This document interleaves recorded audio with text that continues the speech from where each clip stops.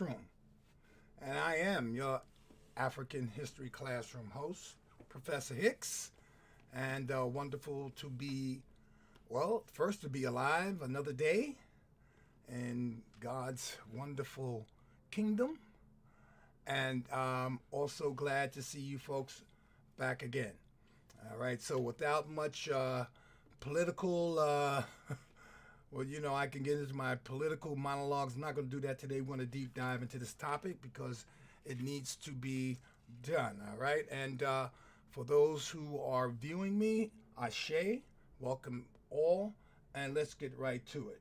Our last broadcast centered on the introduction of Portugal to the Congo. And geographically speaking, the Congo is what we call today now the Democratic Republic of Congo.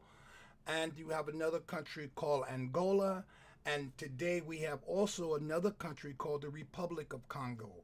We are now talking about 13th, 14th century. And at this time and period, the Congo was two. It was the Congo and Angola. From this area, numerous and probably most Africans who live in America today, who have their descendancy, probably came from this region of Africa. This region of Africa was heavily depopulated by the Europeans in later manifestations of slavery. Okay, so we last spoke of how this introduction became a little troublesome particularly for the Africans, because after the relationship was initially one of trade and respect. This eventually grew into a dominant subjective relationship where the Portuguese, because of their advanced arms production and arm making and munitions and warfare, because of their advancement in that area, they began to dominate the Congo. And as such, they began to, instead of just trading for textiles and cloth and copper and those such things that they were, now they begin to trade in slaves. It started with the slaves, I should say, it started with the captives of tribal wars. And these captives, before the Portuguese would be taken into your tribe, possibly could become a noble person, might even marry some of your cousins or kids. They were not considered property. They were just considered captives who are now a part of your clan. This was the way it was until the Portuguese got involved, or the white folks, or the Europeans in general. When they got involved, this relationship changed, and captives of different tribes now became enslaved and sold to the Portuguese, who, as you know, were then eventually taken across the Atlantic and brought to the Americas. Good. So the last discussion, going off the top of my head, was that these people are now slaves. Congolese and Angolans were now being brought to the Americas. The period of time now is 14th century.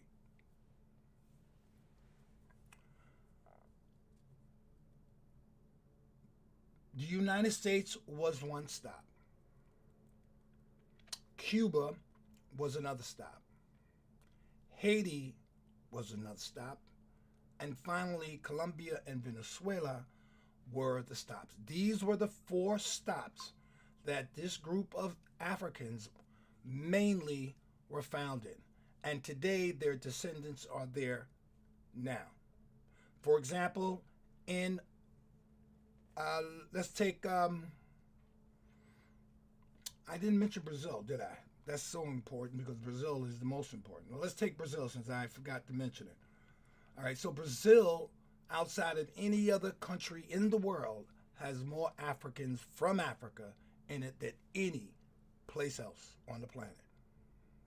The largest population of African people besides Africa is in Brazil. So those people who sometimes think all your ancestry came from Africa and that the slave trade was mainly focused on America, the United States, no, it's not so. Cuba also was a stop for this transatlantic slave trade, which began with the Portuguese. Haiti was another stop that this land or this transatlantic slave trade actually fell into. Colombia and Venezuela, as I might have mentioned already, were also a part. So these four areas, or should I say five, including Brazil, were the main stops where people from Angola, Congo, were transported to. Okay? It's a very tough subject, and I'm trying to take it very painfully slow so that I will not leave out anything that is important to this discussion. So please forgive my patience with this. We're talking about the Stono Rebellion, and you will find as we move on that the Stono Rebellion was unique in that it was one of the most important rebellions that happened in America. It was one of the most important rebellions to shaping the later laws, ideas, and racial attitudes of whites against blacks. It also was very important to the American Revolution because it signaled to the British colonists that there was a new day reckoning, and that day was abolition. So keeping that in mind, knowing now that these people are coming from the Congo, Angola, are now being transported on slave ships to places like Brazil, mostly, remember, United States, Cuba, Haiti, Colombia, and Venezuela. Now, one pit stop I want to make in Haiti. These people, the Congolese and the Angolans, are primarily responsible for the Haitian Revolution. These people, Congolese and the Angolans, were personally responsible for all the slave uprisings in Cuba. These Congolese and Angolans were responsible for most of the uprising in Colombia and Venezuela. Their descendants are still here today. Now, that sets the stage for the Stono Rebellion. Most of the slaves coming from the Congo and Angola went to or were transported to South Carolina. At this point, there's no North Carolina, so let's just keep with the South Carolina. As I mentioned to you in my first broadcast, that the Revolutionary War was not a war just between patriots and loyalists, but it was also a world or global war. Now, though, during the time that we're going to be talking about, 1739, when the Stono Rebellion took place by the Stono River in South Carolina, at this time, as I mentioned, there's no North Carolina, it's just South Carolina. And most of the slaves who are transported to America are coming there, into South Carolina. That created certain tensions, as we will reveal. But these Africans who are coming here are very well prepared for rebellions. Their descendants are still with us today and have been a part of many of these social Pan-African movements that have occurred over the last 100 years. These are a unique people. If you have relatives from this area, South Carolina, you should be glad to know that their descendants are some of the strongest, most powerful people in the world. Not just because of what we're going to talk about today, but spiritually, religiously, and as far as being great contributors to African culture, you find none less than these folks. Okay, all right, good. Excuse me one moment. Someone is at my door. Excuse me one second.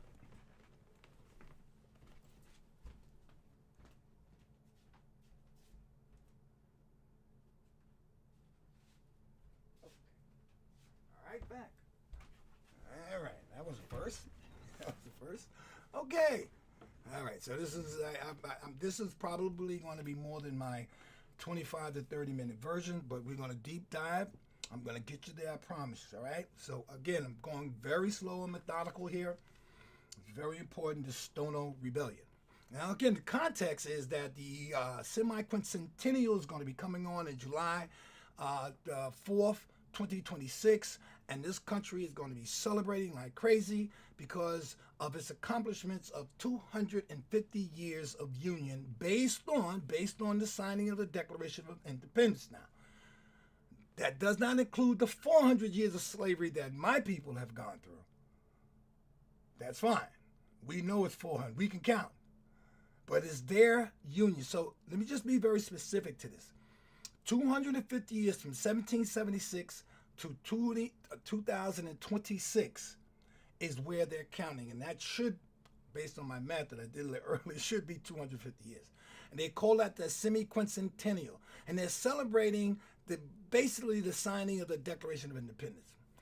I posit, like many Afrocentric historians, Pan-African, foundational Black Americans, we are every damn thing.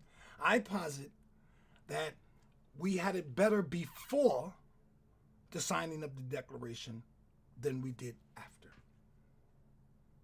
The plight, the social, political, and economic plight of African people before the Declaration of Independence signing, to me, based on my research, had a lot more potential and was better. After that, we will see in the coming episodes and broadcasts that it did get worse. Really, really bad for African people, people of African descent, people of color, even women to some degree, and of course, Native people. All right, and that's what this is all about. So I want to put it back in context. So now we're going to talk about why these people from this region of Africa were such great bringers of culture, but really great military minds and men. What can we find out about the background, particularly because we're talking about rebellions? The background of these Africans, these Congolese, all right, and these Angolians. Why? What was the military background of these folks? I'm going for my notes, folks, so just stay with me. Sometimes I lose them. The Congolese people, the Congo,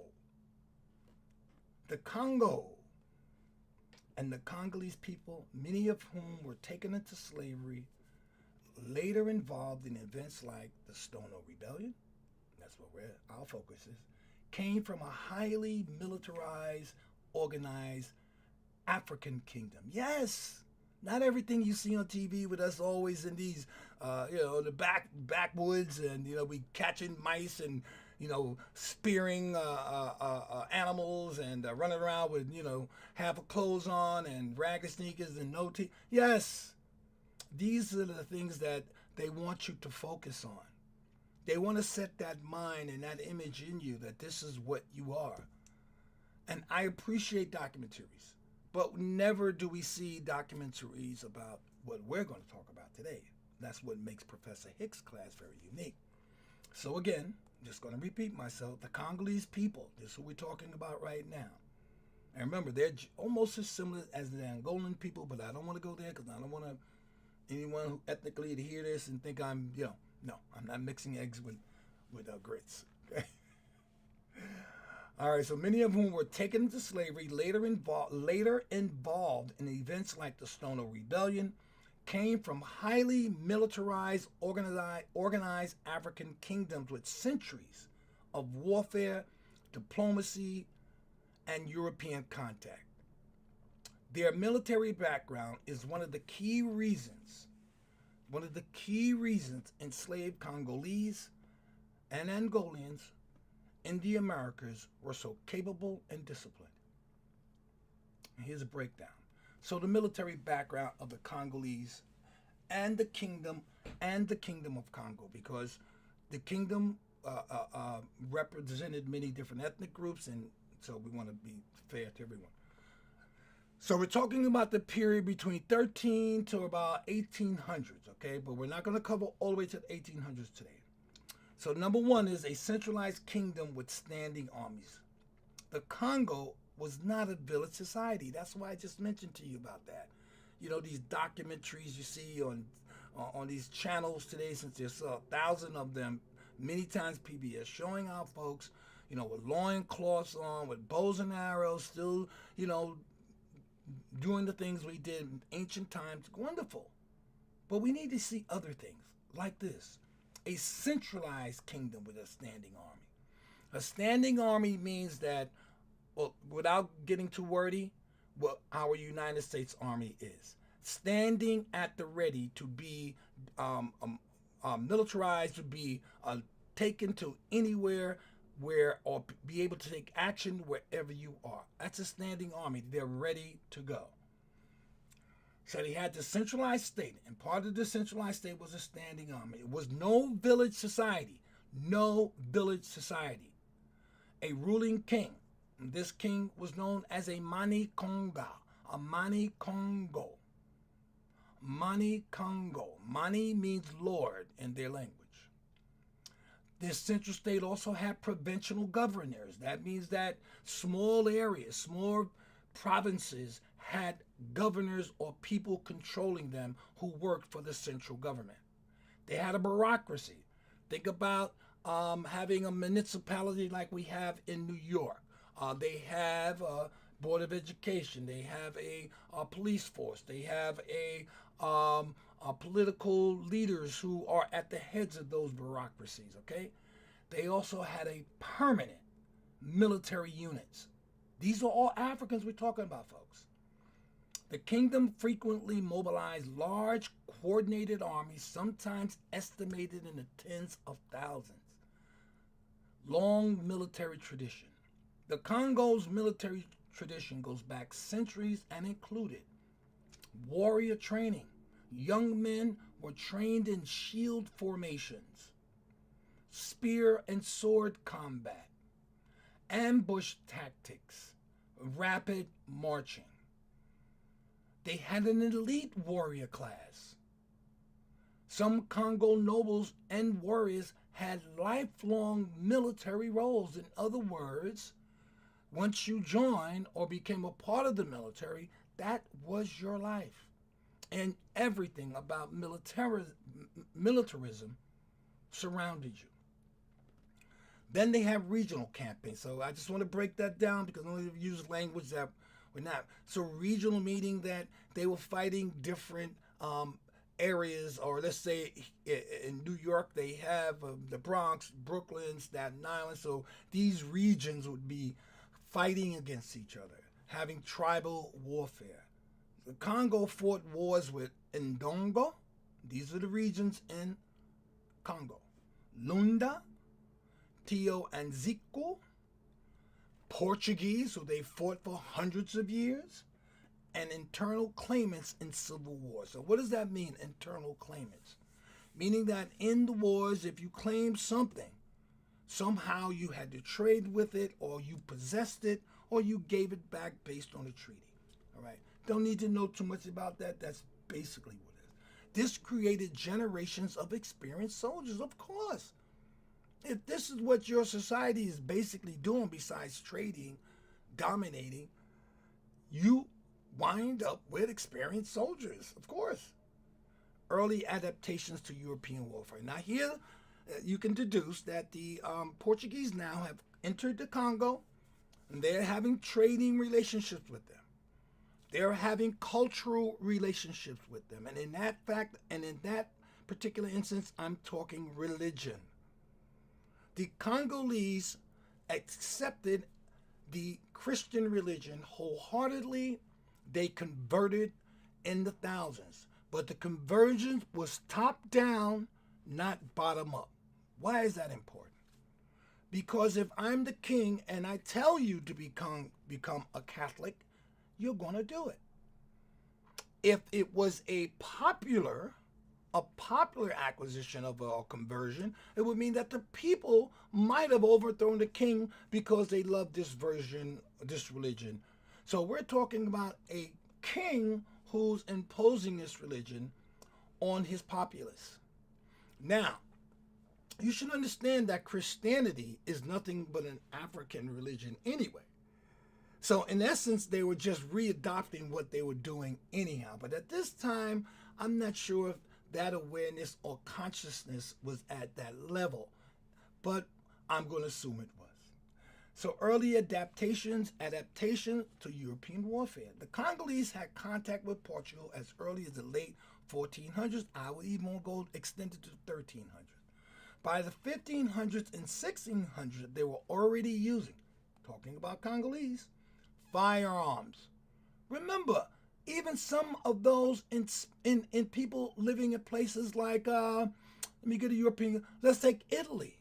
We're not using firearms yet. At this period of time, the 13th century, they were still fighting the plague in Europe. They were using musketeers. And these are big, long muskets. They look kind of weird compared to our rifle, but it's called a musket. Look it up. Musketeers, by the way, were the people who formed a regiment and only used muskets. So I want to make that distinction. They were using cannon in limited numbers already. 13th, 14th century. These are Africans. They were using military drums and signals. They had European advisors and officers who were training them into this. So this is what Europeans do. They use proxies. When they invade a country, they psychologically impair the populace, all right? And a lot of what we call socialization takes place. Before you know it, you got these people who you just invaded are now working and sharing your values. They become you. And many times the British, the Portuguese, the Spanish would invade and do the same thing. They would create their army amongst the populace that they controlled and invaded. The same thing happened here. Many of these Congolese became Portuguese soldiers. This is all, there's a psychological aspect to this, but we're not going to go there today. But there is a classical term that the Europeans use for this. Let's see if I can come up with it. It's called the Stockholm Syndrome, where you become a captive to such a point that you begin to absorb and take on the attitudes and behaviors of your enslaver or your person who has you captive. Stockholm Syndrome. All right. Yes, this happened amongst the Congolese as well. Congo even sent noble youths to study in Europe. Some Congolese officers were trained in Portuguese military drills. So if I send my noble from Africa to Portugal, I am already socializing him out of his African tenets that hold him down. I am already changing him and displacing some of his African culture.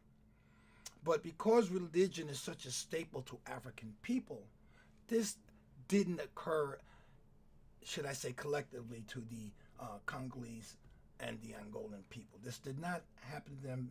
They fortunately were able to maintain their own spiritual African culture and practices. Though they took up Catholicism, and Christianity, and they created it into a Congo Christianity.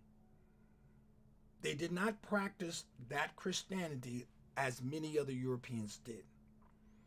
They injected their own deities, their own spiritual gods. And they did honor the Christ. We already, as Africans, already believed in the one God. So that wasn't a far stretch anyway. But it was so easy, I believe, because the Congolese spiritual religion, though it wasn't a religion, Africans didn't never have a religion. We have spirituality concepts. But for the sake of this conversation, their religion looked very familiar to Christianity because it was. And one day I'll do a series of stories how Christianity was African before it was Christianity. Okay, because Christianity is taken from the word Christ, and Christ is from that same Krishna, where same. Yeah, etymology is the same on those. So, but we won't go there, see, because I'm starting to get off track already. All right. So going back to the Portuguese, the Congolese were already trained in Portuguese military drill. This is crucial. Many Congolese enslaved in South Carolina, the place where we're talking about, where the Stono Rebellion took place, already knew how to use guns. All right. And here's where the break between the Congolese and the Europeans in the form of Portuguese broke down, and this is when the slave trade increased and exploded.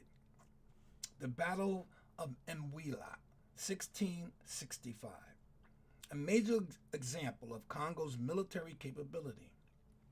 When they were fighting the Portuguese in this Battle of Mwila, the Congo fought Portugal in a large pitched battle. Thousands of soldiers participated. The African king Antonio was killed in action. Yes, the African kings all adopted Portuguese names.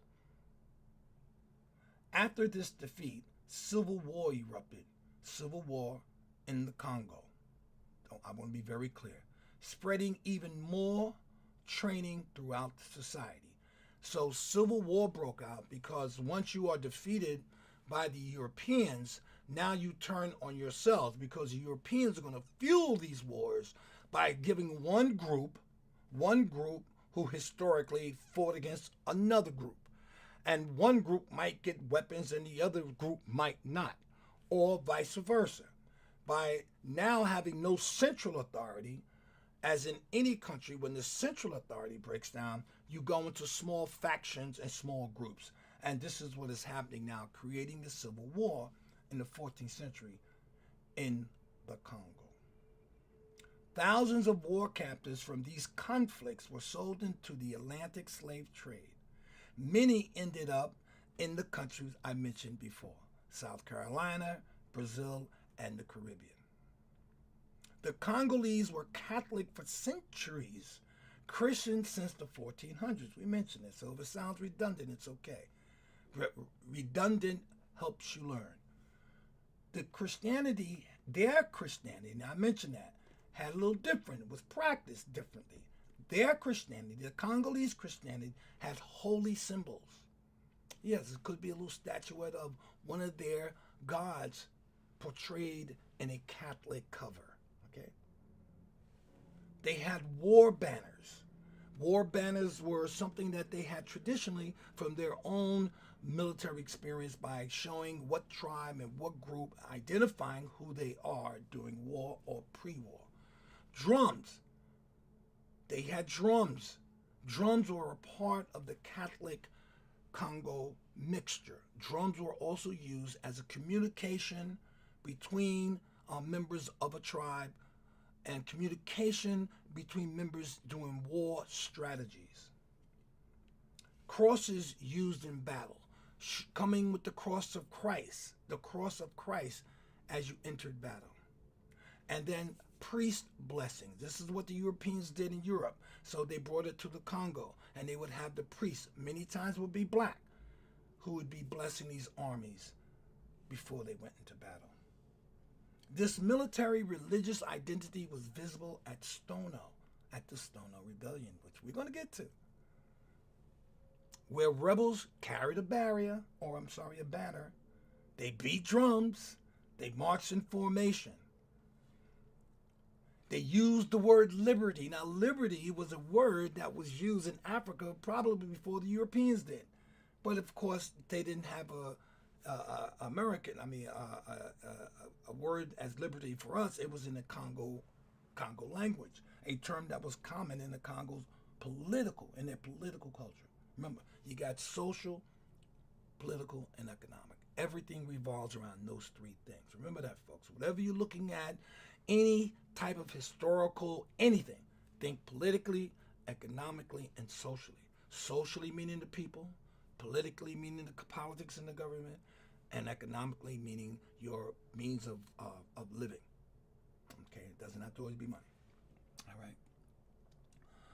All right, so let me see where I'm at. My notes here. They carry banners, beat drums, march in formation. Very important. People don't understand how important that is to march in. Discipline required to win wars is the most important thing. And part of that discipline is marching in formation. And these Africans knew how to do that. And this is what helped them in many of these rebellions, okay? They used word, we talked about the word liberty already.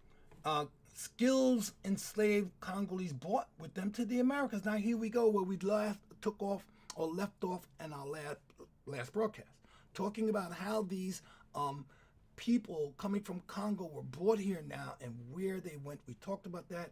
Let's talk about what they brought. The Congo people brought knowledge of rifles and muskets. We mentioned that earlier. So they got here and they knew how to use a musket. Many of the Europeans, even in the colonial time, didn't have this yet. They were disciplined and marched in formation. We just mentioned that. They had the use of drums for communication. They had military organization.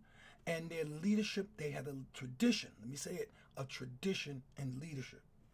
And they finally were very much experienced in guerrilla warfare and open field warfare. Because in certain parts of Africa, there are not a lot of forests. Matter of fact, there's very little forest in Africa compared to maybe Brazil or the Amazon. There are savannas, there are plain fields.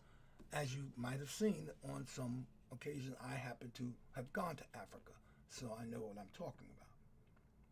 Now, so these skills that they brought is exactly what the colonial and the Carolinas slave and enslaved people, slave masters and enslavers, this is what they feared. And they specifically feared Angolan slaves and Congo slaves. But this didn't bother them to bring them in to make a profit. But they feared these brothers. The Congolese military tradition influenced the Stono Rebellion, the Palmares Rebellion in resistance movement in Brazil, the Jamaican Maroon Warfare, and the Haitian revolutionary units with Central African origins. They also contributed to the runaway communities across America because these guys did not believe in being enslaved. You might have been calling them a slave, but they were not slaves. They never remained slaves. These were a fighting group of people. The Congo culture produced some of the most organized African resistance anywhere in the Atlantic world. And I'm going to finalize my broadcast with that. We are talking about a people who were resilient, brilliant, military strategists, and were not easy to enslave. The price for Congolese and Angolan slaves was much higher than it was for other slaves coming from other parts of Africa. And at this time, of course, there weren't too many other parts, but they were very highly priced. But they were also well feared. So we're going to pick up our next conversation on the Stono Rebellion. We're going to actually go to the leader named Jimmy, and we're going to let him briefly walk us through this rebellion. And then we're going to talk about, finally, our final topic. We'll be talking about the psychopathic effects that this Stono Rebellion, and the others too, but this one had on the South Carolinians, how this impacted them and manifested in their behaviors, in their attitudes, and in white supremacy. And with that said, I'm going to say ashe and have a really wonderful rest of the day.